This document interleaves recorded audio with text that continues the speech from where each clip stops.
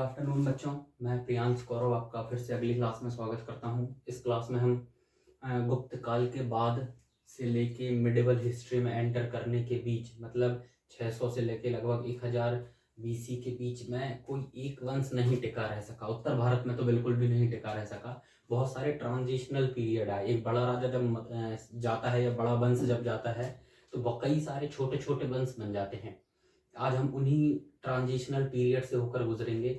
UPSC में यहाँ से बहुत ज़्यादा तो नहीं पर बहुत ही ट्रिकी लेवल पर क्वेश्चन आएंगे, जो कि इस वीडियो के लास्ट में हम यूपीएससी और स्टेट पीएससी से इस जोन से किस टाइप के सवाल पूछे गए हैं उनको कवर करेंगे।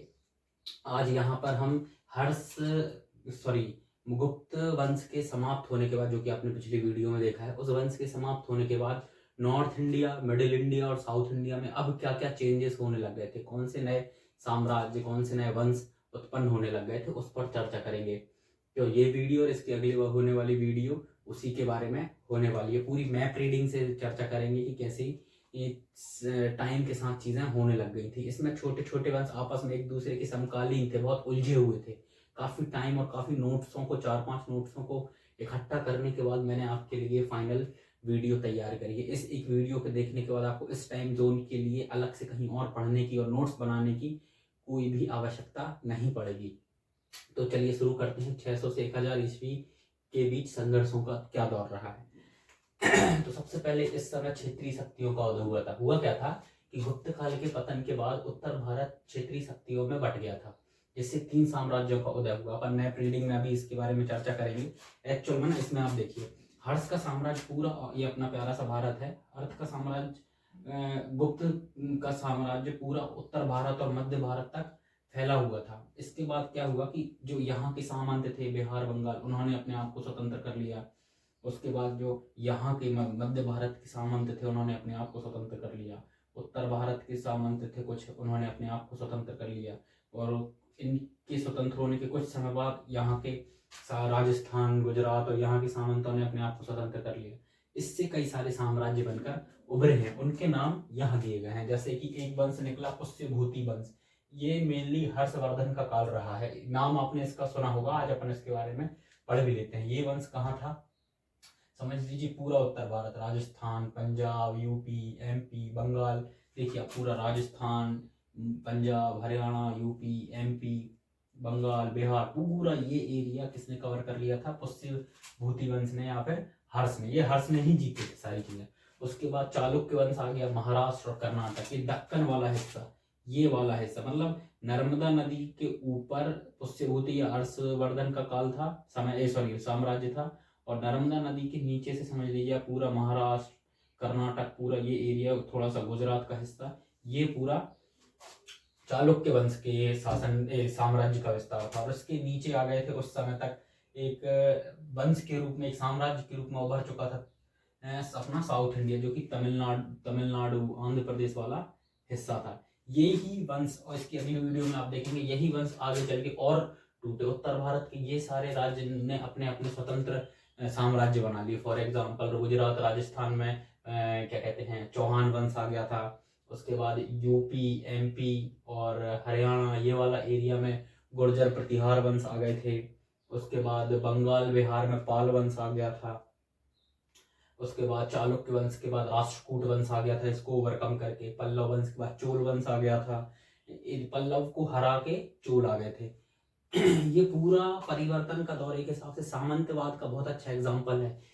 होता ये था कि जहां पर जो राजवंश आता था ना, वो पिछले राजाओं के ये सामंत होते थे।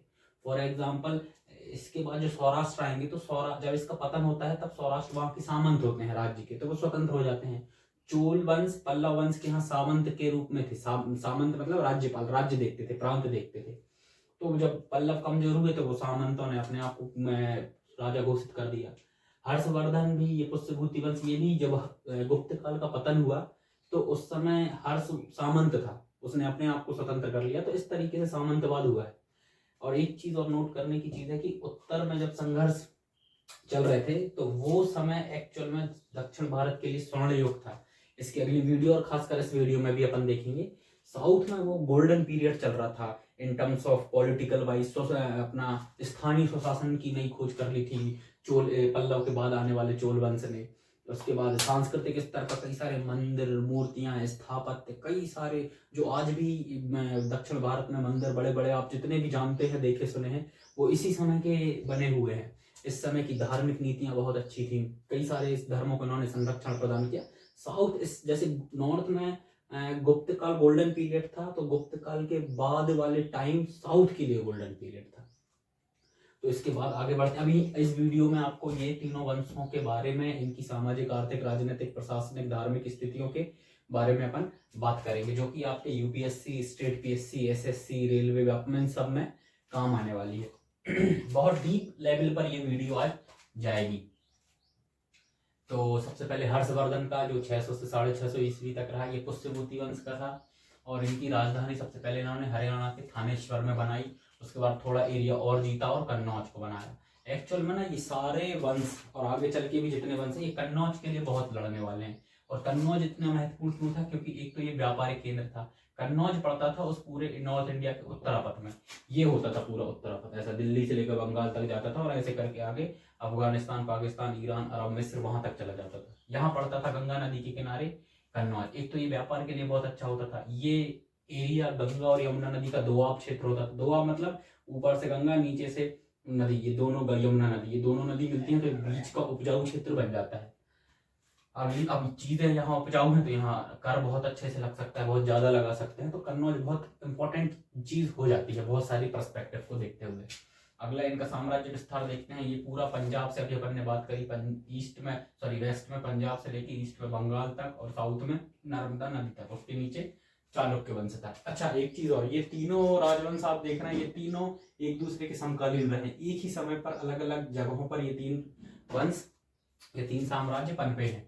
इनके प्रशासन की बात करी जाए तो इस समय सामंतवाद अपने चरम पर था। मैं कह रहा हूँ ये इतिहास सामंतवाद होने की वजह से ही इतने संघर्ष चल रहे हैं, क्योंकि कोई राजा कमजोर हुआ नहीं कि वहां के जो सामंत होते थे अपने आप को राजा मान लेते थे।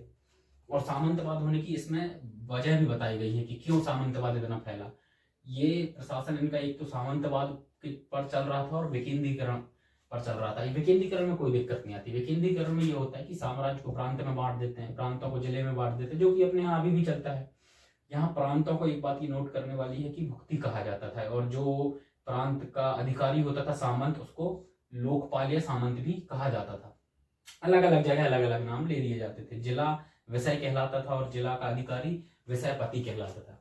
सामंतवाद क्या होता था एक्चुअल में ना, इस समय सामंतवाद का मतलब है कि इस समय पे होने ये लग गया था कि सामंतवाद में एक कुरीति आ गई थी। पहले सामंतों को सैलरी मिलती थी, राज्यपालों को सैलरी मिलती थी, पर बाद में ये क्या करते थे, वेतन के बदले राजा वेतन के बदले भूमि दान में दे देते थे कि आपको वेतन नहीं देंगे, आपको एक भूमि दे दी, वहीं से जो कर आएगा वही आपका वेतन। तो आगे चल के ये स्थिति और मजबूत होती गई, आगे चल के और भूमि दान दे दी, और भूमि दान दे दी, तो इनकी स्थिति बहुत मजबूत होने लग गई। जब आर्थिक स्थिति मजबूत होती है ना, तो लोग अपने आप को किसी भी के नीचे काम नहीं करना पसंद करते, वो अपने आप को स्वतंत्र घोषित कर लेते हैं। ऐसे ही नॉर्थ इंडिया में पूरे गुर्जर, प्रतिहार, चौहान वंश, राजपूत, इसके बाद राजपूत वंश आया जिन्होंने विदेशी आक्रमणकारियों से लड़ाई लड़ी है। इस बिहार बंगाल में पाल वंश आ गया था। ये सारे ही इस चरम सामंतवाद के उदाहरण कहे जा सकते हैं। ये यूपीएससी लेवल पे पूछा जाता है ये और ये पीएससीज में।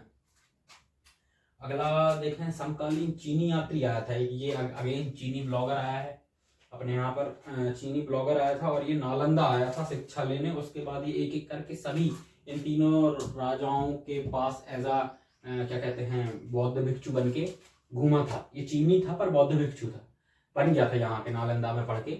और इसके समय जो इसने बुकें लिखी हैं, जो साक्ष्य मिले हैं, उसमें इन तीनों साम्राज्यों के बारे में बात करी गई है।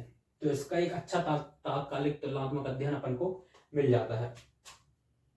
अगला है, अगली चीज मैंने हालांकि यहाँ पॉइंट नहीं डाला, अगली है अपना साहित्यिक स्थिति और धार्मिक स्थिति। इसमें अपन बात करें तो एक तो हर्षवर्धन हर 5 साल में एक महामोक्ष परिषद का आयोजन करता था, हर 5 साल में, और इसमें बहुत खुलकर दान देता था। महामोक्ष परिषद का मतलब हर धर्म के बड़े बड़े विद्वान, बौद्ध भिक्षु, जैन भिक्षु, शैव धर्म को मानने वाले, वैष्णव धर्म को मानने वाले, और कुछ अंतिम सालों में तो अरबी भी आए एक दो, इन सबको बुलाता था, बहुत तर्क संगत बातें होती थी और उनके लिए बहुत चीज़ें करता था, उनको दान में जमीन देता था, धन संपत्ति देता था, स्थान देता था, ताकि वहां रहकर वो R&D या फिर रिसर्च डेवलपमेंट अपने भी धर्म के बारे में और या फिर प्रचार कर सकें। इसको कहते थे महामोक्ष परिषद, और इसका कई बार उल्लेख मिलता है कि बहुत दान करता था इन लोगों को।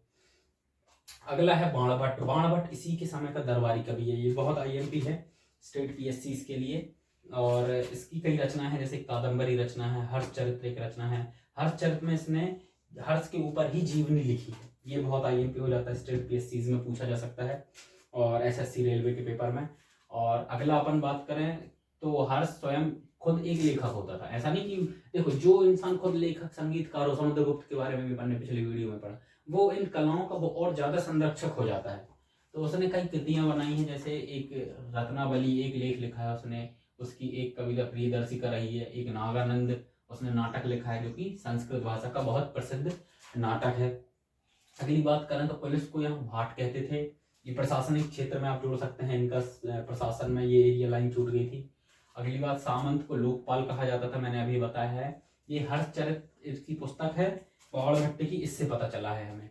और अगला है महासामंत, किसको कहते, सामंत तो होते थे प्रांतों के अधिकारी, महासामंत कहते थे उन लोगों को जिन पर वो राज करता था। मान ली किसी छोटे राज्य पर उसने अधिकार कर लिया तो उस राज्य का राजा महासामंत कहलाता था। पर यदि वो किसी अपने ही राज्य में किसी एरिया या प्रांत को बांट रहा है तो उसका अधिपति क्या कहते हैं, लोकपाल या सामंत कहलाता था। अब आप यहाँ की जानकारी समझिए, इस समय ये पूरा नॉर्थ इंडिया हर्ष का पार्ट था, या फिर अपन कहें तो पुष्यभूति साम्राज्य का पार्ट था पूरा। यहाँ से गुजरी है नर्मदा नदी, ये पूरा हिस्सा हर्ष का पार्ट था। नर्मदा नदी से लेकर आप पूरे महाराष्ट्र कर्नाटक में ये गोदावरी नदी यहाँ है, कावेरी नदी तक देखें तो ये पूरा हिस्सा चालुक्य वंश का अधिकृत था। इस पर तुंगभद्रा नदी यहाँ से गुजरी है, कृष्णा नदी और तुंगभद्रा नदी, और ये पूरा हिस्सा ये पूरा हिस्सा था पल्लव वंश के लिए। और आगे चल के पल्लव वंश के बाद यहाँ पर चोल वंश आ जाता है, चालुक्य वंश को हराकर राष्ट्रकूट वंश आ जाता है, और हर्ष वंश के खत्म होने के बाद यहाँ पाल, यहाँ गुर्जर प्रतिहार, यहाँ चौहान, ऐसे कई सारे वंश आकर यहाँ पर क्या कहते हैं अपने 800 से 1000 ईस्वी के बीच आने लगते हैं। और यही वंश आपस में लड़ते लड़ते इतने कमजोर हो जाते हैं कि जब विदेशी आक्रमणकारी आते हैं, मोहम्मद गौरी, महमूद गजनबी, तो ये उन हमलों को नहीं रोक पाते। फिर वहां से मिडिवल हिस्ट्री चालू हो जाती है। अगली स्लाइड में हम चालुक्य वंश और पल्लव वंश की बात करने वाले हैं। हर्षवर्धन के बाद इस स्लाइड में हम देखेंगे चालुक्य वंश और पल्लव वंश। इसमें चालुक्य वंश कर्नाटक और महाराष्ट्र क्षेत्र में स्थापित था। जिस प्रकार से हर्षवर्धन पूरे नॉर्थ इंडिया में था, तो नर्मदा नदी से लेकर महाराष्ट्र फिर कर्नाटक तक चालुक्य वंश था। इसके संस्थापक जयसेन थे, और इसके पर जयसेन ने बस वंश बना दिया था, पहले थे, पर एक्चुअल में जो साम्राज्य बनाया वास्तविक संस्थापक पुलकेशिन प्रथम थे। आपको कई राज्यों में आप एंशिएंट और मिडिवल में आप पढ़ेंगे कि एक होता है संस्थापक, एक होता है वास्तविक संस्थापक। इनमें अंतर क्या होता है? इनमें एक बेसिक अंतर होता है कि जो संस्थापक होता है वो ना बस उस पीढ़ी का प्रथम होता है और कुछ नहीं, उसने कोई बहुत ज्यादा खासियत नहीं होती, उसने बहुत ज्यादा युद्ध नहीं लड़े होते। और जो वास्तविक संस्थापक होता है वो एक्चुअल में अपना साम्राज्य बनाता है, उसकी पॉलिटिकल पावर अपने हाथ में लेता है, साम्राज्य का विस्तार करता है, युद्ध करता है, टैक्स कलेक्ट करता है, ऐसा। और उनकी राजधानी रही है वातापी, बादामी, महाराष्ट्र में। उसके बाद सबसे इनके महान शासक रहे हैं पुलकेशिन द्वितीय, जिनका समय 609 से 662 ईस्वी रहा है। ये इन्होंने हर्षवर्धन को नर्मदा तट पर, एक्चुअली में ये को है, हर्षवर्धन को नर्मदा तट पर हरा दिया था। हर्षवर्धन जो इतना बड़ा नॉर्थ इंडिया का राजा था, वो नर्मदा तट पार करके साउथ की मतलब मिडिल की तरफ आने की कोशिश कर रहा था, पर पुलकेशिन द्वितीय ने हरा दिया था। और इनके दरबारी कवि रवि कीर्ति थे। ये महाराष्ट्र PSC में 2-3 बार आया है प्री में। और उसके बाद ऐहोल अभिलेख, जो ऐहोल जगह है महाराष्ट्र में, वहां पर मिलता है। यह वेसर शैली में बना है और यहीं से चालुक्य वंश की ज्यादातर जानकारियां प्राप्त होती हैं। UPSC में क्वेश्चन पूछा था चालुक्य वंश की जानकारियों का मुख्य स्रोत क्या है, तो वो ऐहोल अभिलेख ही था। बेसर शैली एक स्वनिर्मित शैली है। ये खुद से जन्म से शैली नहीं बनी, ये कई दो शैलियों का मिश्रण रही है। तो कौन कौन सी, नागर शैली और द्रविड़ शैली। एक्चुअल में ये मिडिल वाला पार्ट है ना, तो इस पे नॉर्थ साउथ मिडिल सबका मिक्सचर शैली रही है बेसर शैली। और इसके इतिहास का सबसे प्रमुख स्रोत है, यही मैं बात कर रहा था, यूपीएससी में पूछा गया है। और इसके प्रमुख स्थापत्य रहे हैं, एक तो ऐहोल जिसको मंदिरों का शहर कहा जाता है, आज भी जिसे मंदिरों का शहर कहा जाता है, और बादामी का गुफा मंदिर और पट्टाक्कल, ये यूनेस्को की वर्ल्ड हेरिटेज साइट में शामिल है। यहाँ अगले आ जाते हैं पल्लव वंश पर, जो कि वर्तमान के तमिलनाडु और आंध्र प्रदेश क्षेत्र में था। संस्थापक इसका सहविष्णु था, जिसकी राजधानी इसने कांचीपुरम बनाई थी। कांचीपुरम आज के तमिलनाडु में स्थित है, आज भी वो शहर स्थित है। इसने खुद बसाया था एक्चुअली, उसको राजधानी बस घोषित नहीं कर दिया था, उसने ये शहर बसा के उसे फिर राजधानी अपनी बनाया था। इसके पल्लव वंश के प्रमुख शासकों में सबसे पहले महेंद्र वर्मन रहे हैं, जिसने रॉक कट वास्तुकला की शुरुआत करी। आपने वो एलोरा का कैलाश मंदिर देखा है, एक पहाड़ को काट के एक मंदिर बनाया है, इसमें सिंगल एक फॉल्ट स्क्रैच भी नहीं है, एक क्या कहते हैं उसको, जो हथौड़े से चोट मारते हैं वो एक गलत चोट तक उसमें नहीं है। जिसकी शुरुआत इसने करी थी, मैं ये नहीं कह रहा हूँ कि उसने बनाया था, इसकी शुरुआत इसने करी थी। आगे चल के जब अपन चोल साम्राज्य पढ़ेंगे, राष्ट्रकूट पढ़ेंगे, तब पढ़ेंगे कि वो कैलाश मंदिर राष्ट्रकूट के राजा ने बनवाया था। इसने पुलकेशिन द्वितीय से पराजित हुआ था। ये पुलकेशिन द्वितीय कौन, चालुक्य का राजा। इस देखो क्या कहते हैं, महेंद्र वर्मन ने क्या कहते हैं चालुक्य वंश के राजकुमार को हराया, राजा को हराया, और चालुक्य के राजकुमार ने हर्षवर्धन को हराया था। मतलब समझ रहे हैं, जैसे जैसे आप दक्षिण आते जाते हैं शक्ति मजबूत होती जाती है। अगले राजा इसके नरसिंह वर्मन थे, जिसने पुलकेशिन द्वितीय को फिर से हराकर अपना बदला लिया था।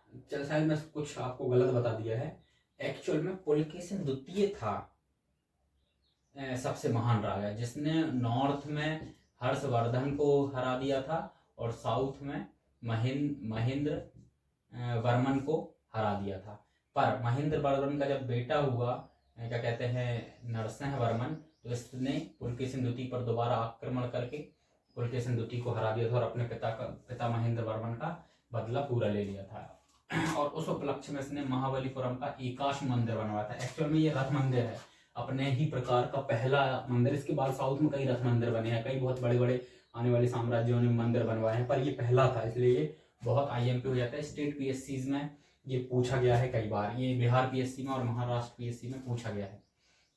ये द्रविड़ शैली का स्थापत्य है। और इसके अलावा कांची का एक कैलाश मंदिर है, ये भी बहुत फेमस मंदिर है। और पल्लव वंश के पतन के कारणों में हम देखते हैं कि 9वीं सदी में अपरिजित वर्मन, ये पल्लव वंश का अंतिम शासक था। अपरिजित वर्मन ने चोल शासक आदित्य प्रथम, अपरिजित वर्मन को चोल शासक आदित्य प्रथम ने परास्त कर चोल वंश की स्थापना कर दी। मतलब आदित्य प्रथम आए, पल्लव वंश के अंतिम राजा को मारा और वहां पर चालुक्य वंश की स्थापना कर ली। एक्चुअल में पल्लव वंश के यहाँ पर ही चोल वंश के एक सामंत राज करते थे, और उन्होंने ही फिर जैसे ही स्थिति कमजोर देखी तो मार के राजा बन गए। अगली चीज अपन यहाँ पर देखते हैं कि अब ये एक सिनेरियो समझने की कोशिश करिए, फैक्ट्स नहीं, ये कंसेप्ट है एक पूरा, कि 200 वर्षों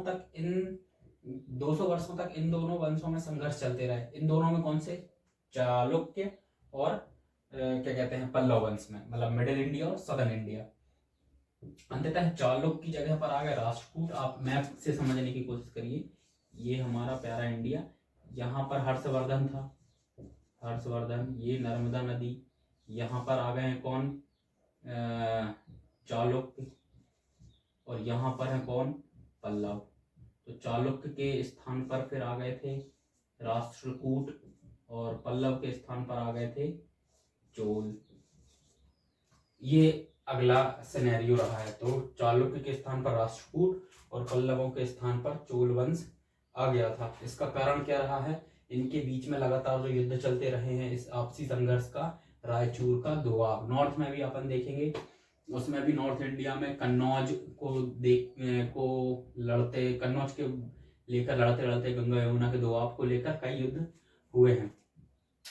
रायचूर का दोआब ये कुछ नदियों के बीच है कृष्णा नदी और तुंगभद्रा नदी। दो आपसे मैं पहले आपको क्लियर कर दूं, कोई एक नदी ऐसी बह रही हो और दूसरी नदी ऐसी बह रही हो और आपस में आगे चल के मिलके एक नदी बन के बह जाए, तो ये वाला क्षेत्र जो है, ये वाला क्षेत्र आपस में कहलाता है दोआब। दोआब मतलब दो नदियों का क्षेत्र। और इसकी खासियत क्या होती है, ये सबसे ज्यादा उपजाऊ भूमि होती है, चाहे गंगा यमुना का हो, चाहे तुंगभद्रा और कृष्णा नदी का हो, ये बहुत ही उपजाऊ भूमि होती है। उपजाऊ भूमि इस समय के लिए क्यों जरूरी है, क्योंकि उपजाऊ भूमि ज्यादा होगी तो कर ज्यादा मिलेंगे, अपन भू राजस्व ज्यादा वसूल कर सकते हैं, इसलिए इस पर हमेशा युद्ध चलते रहते हैं। और इन्हीं युद्धों के चलते चलते ये लास्ट में ये इतने कमजोर हो जाते हैं कि जब इन दी एंड जब महमूद गजनबी, मोहम्मद गौरी आक्रमण करने के लिए आते हैं, तो इनके पास इतनी शक्ति नहीं होती कि उनको रोक पाए। हालांकि ये ना लड़ते तो मोहम्मद गौरी गजनबी, ये मुगल कलामा अपने यहाँ पर आता ही नहीं। अगली चीज, और इससे कुछ पीएससी प्री के, यूपीएससी के, राजस्थान, यूपी, बिहार, महाराष्ट्र पीएससी से कई सारे इस टॉपिक पर क्वेश्चन आए हैं। अच्छा, एक चीज और आप पकड़ने की कोशिश करिए कि अलग अलग अपने आसपास की पीएससी के प्रीवियस ईयर पेपर अपने पास कोशिश करिए, अगर हो तो अच्छी बात है, क्योंकि कई बार ऐसा होता है कि अदर पीएससी में जो क्वेश्चन आते हैं या तो डायरेक्ट या फिर थोड़ा बहुत तोड़ मोड़ के अपने पीएससी में वो क्वेश्चन दे दिए जाते हैं। इसमें अपन बात करें तो 2018 में क्वेश्चन आया है हर्षवर्धन के शासनकाल की सांस्कृतिक योगदान, ये यूपीएससी मेंस में पूछा गया है। देखिए जितने भी क्वेश्चन है ना, ये सारे सामाजिक, आर्थिक, राजनीतिक, क्योंकि सिलेबस में ही वही दिया गया है। सिलेबस से हटके तो पेपर पूछेगा नहीं। अपन लोग सिलेबस से हटके ही पढ़ने की कोशिश करते हैं इस चक्कर में कि अपन को कुछ नया मिल गया है, ये तो दुनिया से हटके पूछ लिया है। नहीं भाई, बेसिक ही पूछा जाता है पेपर्स में, बस अपन वो बेसिक से हट जाते हैं, इसलिए अपन वो जनसंख्या ज्यादा बढ़ जाती है जो पेपर तो देते हैं पर पास नहीं होते। अगली चीज पे आ जाए, हेनसांग किस शासक के समकालीन था। एक्चुअल में ये चीनी यात्री था, तो आपको इस पूछा गया था किस शासक के समकालीन था, नरसिंह वर्मन के समकालीन था एक्चुअली। और पल्लव कालीन युद्ध प्लस स्थापत्य कला पर चर्चा कीजिए। अगेन देखिए, स्थापत्य की बात हो गई। महेंद्र वर्मन 3 मार्क्स में यूपीपीएससी में पूछा गया है। नरसिंह वर्मन बिहार पीएससी में 1 मार्क्स का क्वेश्चन आया है। चालुक्य वंश की जानकारी के स्रोत एमपीपीएससी 2016 में मेंस का क्वेश्चन आया है। इस पे मैंने कहा है, इस पर कई बार पूछे गए हैं चालुक्य वंश का, ये एबोल अभिलेख। महाराष्ट्र में भी क्वेश्चन आया है इससे। और हर्षवर्धन के शासनकाल में कौन कौन से विदेशी यात्री आए हैं, अरबी यात्री भी आए हैं। और इस पूरी वीडियो में क्या कहते हैं, इस हर्षवर्धन जो नॉर्थ इंडिया का पार्ट था, वहाँ कई सारे सामंत उदित होंगे, जिसमें से गुर्जर प्रतिहार, पाल वंश, ये चौहान वंश राजस्थान में, ये वंश उदित होंगे, जिसकी अगली वीडियो में चर्चा करी जाएगी। मध्य में जो चालुक्य वंश था उस पर राष्ट्रकूट वंश हमला करके अपना राजवंश बनाएगा। और दक्षिण में जो पल्लव वंश था वहां पर चोल वंश अपना साम्राज्य स्थापित करेगा। अगली वीडियो में हम इन्हीं की जानकारी स्थापित करेंगे। ये 600 से लगभग 800 की बात है, और 800 से 1000 के बीच में अगले आने वाले वंश हमारे गुर्जर प्रतिहार, पाल, राष्ट्रकूट और चोल वंश आ जाएंगे। और इनके बाद आ जाता है अपना मिडिवल इंडिया का पार्ट, जिसमें महमूद गजनबी, मोहम्मद गौरी, इल्तुतमिश, फिर सल्तनत काल अपना आगे, फिर हिस्ट्री आगे बढ़ती रहती है। ये सबसे बड़ा ट्रांजिशनल पीरियड है, ट्रांजिशनल स्थानांतरित वाला पार्ट है ये समझने में कंफ्यूज होती है, तो अपन मैप रीडिंग के थ्रू भी इसको समझने की कोशिश करेंगे। आई होप आपको वीडियो पसंद आई हो तो लाइक करिए, और अपने किसी एक ऐसे साथी के साथ शेयर करिए जिसको लगता है कि वो भटक रहा है गवर्नमेंट एग्जाम की, SSC, railway, Vyapam, UPSC, PSC की तैयारी में, और हिस्ट्री, ज्योग्राफी, पॉलिटी के सब्जेक्ट्स में। उसको एक ही वीडियो में पूरे कंसेप्ट समझ में आ जाएंगे, सारे प्रीवियस ईयर के पेपर यहीं बता दिए जाएंगे, और इसी वीडियो में आपको सारे topics to the point with hand written notes आपको कंप्लीट कर दिए जाएंगे। इन नोट्स के पीछे, ये जो मैं आपको लिखवाता हूँ, इन सब के पीछे 4-5 नोट्स होते हैं। एक तो बड़ी बड़ी कोचिंगों के मैं नोट्स मेरे पास है, मैं उनसे बनाता हूँ। दूसरा एआई की हेल्प लेता हूँ कि कुछ छूट ना जाए, और उसके बाद प्रीवियस ईयर पेपर की हेल्प लेता हूँ कि एक्चुअल में अपन जो पढ़ रहे हैं वो सही दिशा में ही आगे बढ़े, रास्ता ना भटके बहुत सारे नोट्स देख के। और अगली चीज़ है, मैं अलग अलग क्या कहते हैं गवर्नमेंट एग्जाम प्रीवियस पेपर्स को भी कंबाइन करके पढ़ाता हूँ, और इनके प्रीवियस ईयर पेपर, सिलेबस, इन सबको मद्देनजर रख के आपके लिए नोट्स बनाए जाते हैं। तो एक वीडियो में आपको जो भी वंश मैं पढ़ा रहा हूँ उसका कंप्लीट सार आपको मिल जाएगा। आई होप आपको वीडियो पसंद आई हो। Thank you so much. Tutorial को सब्सक्राइब करिए।